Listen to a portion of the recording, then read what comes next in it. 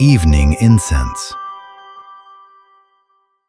This is The Brief on the spiritual lessons of Taberah.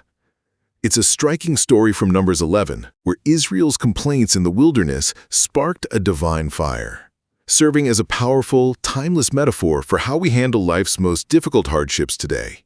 You know, the wilderness isn't just some historical location.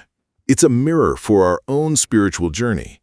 First, the wilderness represents the narrow way, which is intentionally hard.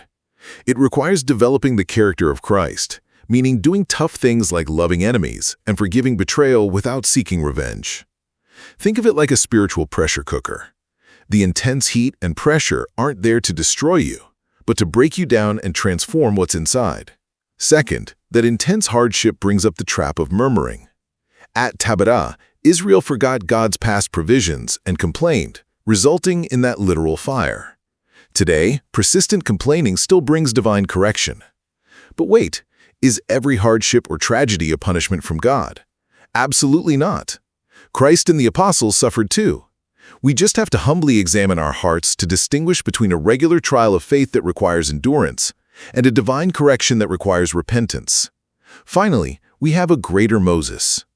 Just as the Israelites cried out to Moses, who prayed and quenched the fire, we have Jesus Christ as our eternal mediator.